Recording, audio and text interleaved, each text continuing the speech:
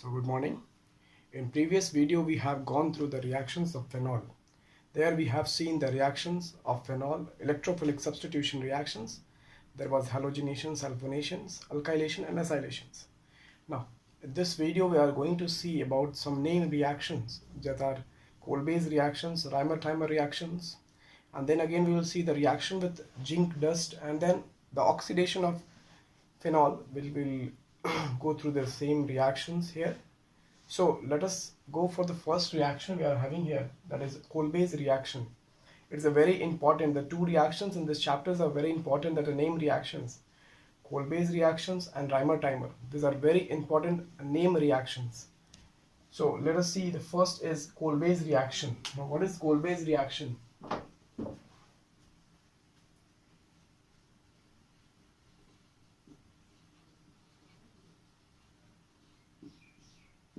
The interaction of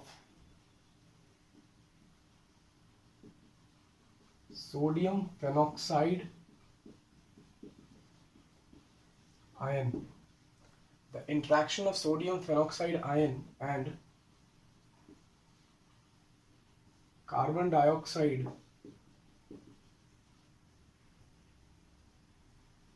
at 130 to 140 degrees Celsius under 6 atm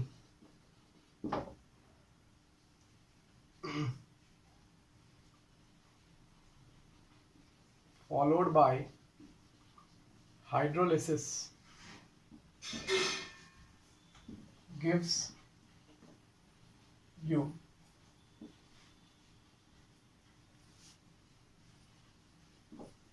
salicylic acid.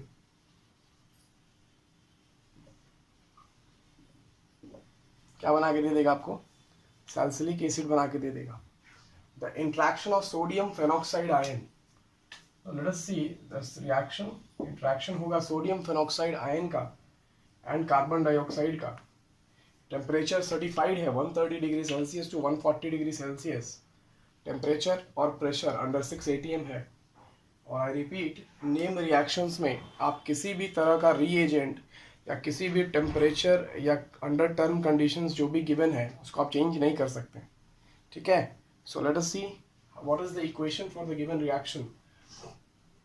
Sodium phenoxide, you know that when a sodium phenoxide ion is the ONA.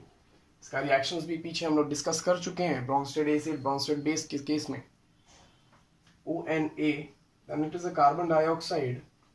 The temperature is given here, mention कर देते हैं 130 से 140 degree Celsius and then 680 m. Okay, then you will form an intermediate compound, that is sodium salicylate. क्या बन जाएगा? Sodium salicylate का formation हो जाएगा, that is OH, and then here it will come there COONA. इसको हम sodium salicylate कहेंगे, which इसका further hydrolysis कर देते हैं, H plus H2O से पास करा देंगे. Then you will form the product, that is salicylic acid. Salicylic acid का मतलब हुआ, एसिड इसलिए कहा जाता है क्योंकि इस कार्बन के फेनॉल के साथ में कार्बोक्सिलिक एसिड ग्रुप जुड़ा हुआ है और फेनॉल सैलिसिलिक एसिड इसका नाम हो गया. So the reaction is when a sodium phenoxide ion reacts with a carbon dioxide, it forms sodium salicylate, which on further hydrolysis yields the product salicylic acid. इसका mechanism देखते हैं थोड़ा सा. Let us see the mechanism.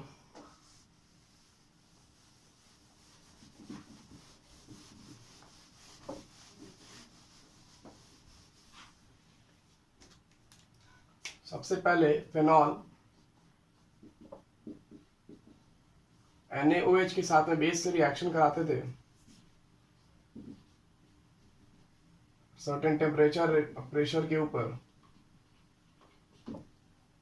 ONA, that is a sodium phenoxide ion, which further react with the carbon dioxide, that is CO2. Sodium phenoxide ion का reaction carbon dioxide के साथ कराते हैं. then you will find that there O minus and A plus, and from here the H is removed at ortho position and a carbon. So from there it comes lone pair and H is removed. This attack कर देगा यहाँ से.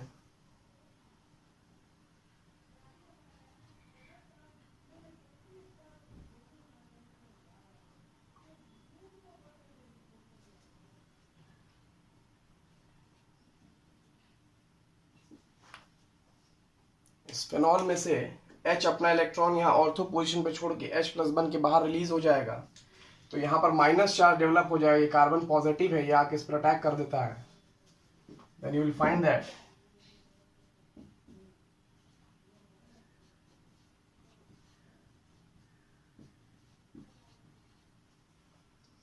ठीक है. अगले step में ये reaction क्या करता है, ये Na प्लस है, हाईली रिएक्टिव, इलेक्ट्रोनेगेटिविटी ऑक्सीजन की ज्यादा होती है, तो ये Na का ट्रांसफर यहाँ हो जाएगा और ये लोन पेयर यहाँ से कूद के आपको अनबैलेंस करने के लिए ऐसा इंटरमीडिएट बना देता है. देन यहाँ O आ जाएगा, यहाँ प्लस,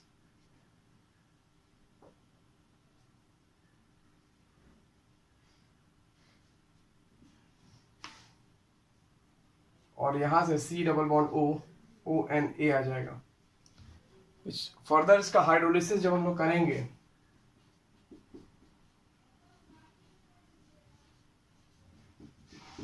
यहां से OH और यहां पर COOH जुड़ जाएगा. ठीक है,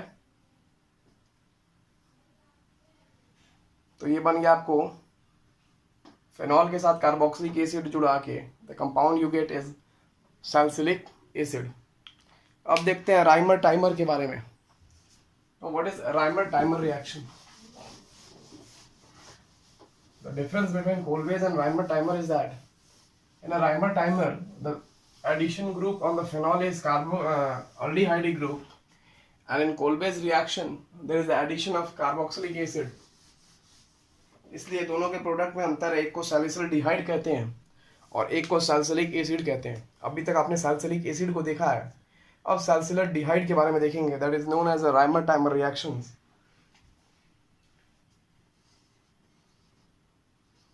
राइमर-टाइमर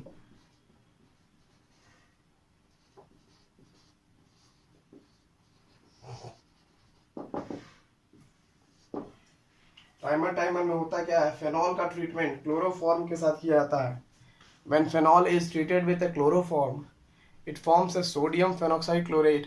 फिर उसके बाद फर्दर उसका हाइड्रोलिसिस करते हैं तो हमको कंपाउंड आपको सैलिसिलडिहाइड मिल जाता है. Okay, so let us see some here reactions.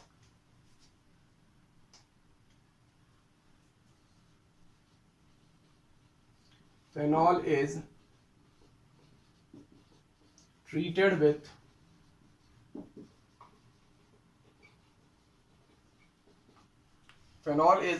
with chloroform in the presence of NaOH, that is sodium hydroxide.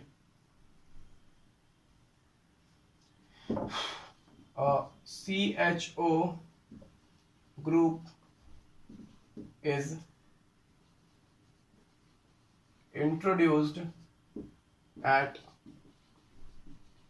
ortho position. Okay, so let us see here the reaction. That phenol का reaction NaOH के साथ पहले कराते हैं. Then you will find that it converts into sodium phenoxide ion और साथ में यहाँ पर हम लोग CHCl3 भी ले लेते हैं. Sodium phenoxide ion and CHCl3. Then you will find here that ONA that converts in sodium phenoxide और यहाँ पर CHCl2 आके जुड़ जाएगा. ठीक है, फिर फर्दर CHCl2 को NaOH के साथ में हाइड्रोलिसिस कराएंगे वापस से बेस के प्रेजेंस में. Then you will get the product ONA और यहाँ पर एक CHO ग्रुप इंट्रोड्यूस हो जाएगा. इसका फर्दर H प्लस H2O से हाइड्रोलिसिस करा देते हैं. That will result you OH and a CHO that will give you salicylaldehyde.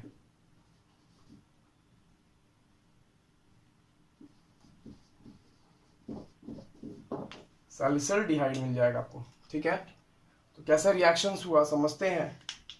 Phenol का reaction sodium hydroxide that is aqueous solution में क्लोरोफॉर्म को लिया गया है, से रिएक्शन कराए हैं, तो ऑर्थो पोजीशन पे CHCl2 ग्रुप निकल गया, एक Cl और एक H यहाँ से रिलेट हुआ है, Cl बन के CHCl2 ग्रुप जुड़ जाता है। फिर फर्दर इसको बेस से रिएक्शन कराया गया, तो एक HCl और एक NaCl बाई प्रोडक्ट बन के निकल के आपको एक अल्डिहाइड ग्रुप ऑर्थो पोजीशन पर सब्स्टिट्यूट कर दिया जाता है। इसका फर्दर हाइड्रोलिसिस कराइएगा आप, तो आपको सैलिसिलडिहाइड मिल जाएगा। ठीक है, तीसरा रिएक्शन है reaction with zinc dust. Phenol का अगर जिंक डस्ट के साथ में रिएक्शन करेंगे तो कंपाउंड क्या बनेगा।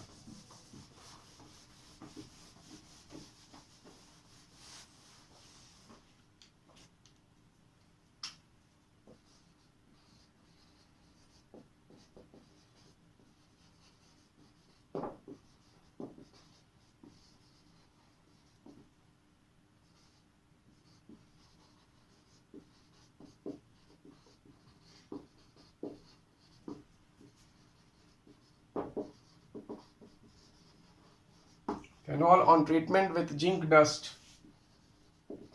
gives you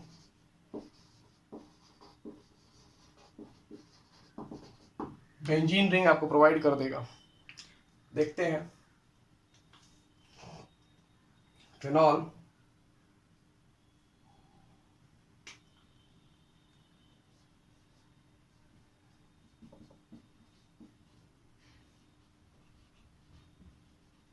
जिंक डस्ट और हीट कर दीजिएगा इसको,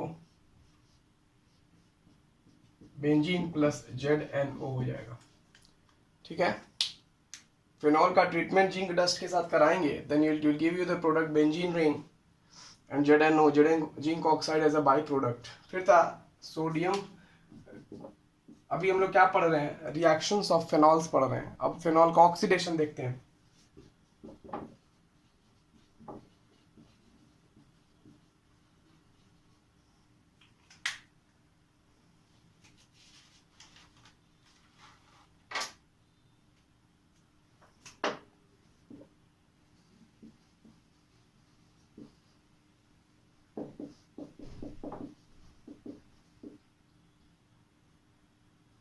Phenol is oxidized to diketonic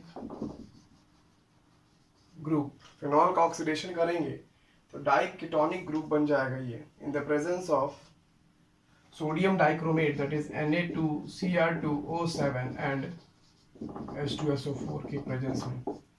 reaction करके देखते हैं।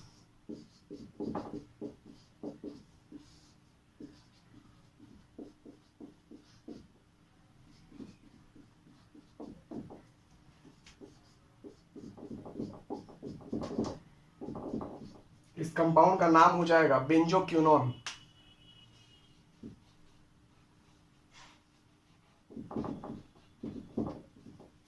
क्या बन गया कंपाउंड, बेंजोक्विनोन। तो ये सारा था मेरा रिएक्शंस ऑफ फेनॉल्स के बारे में।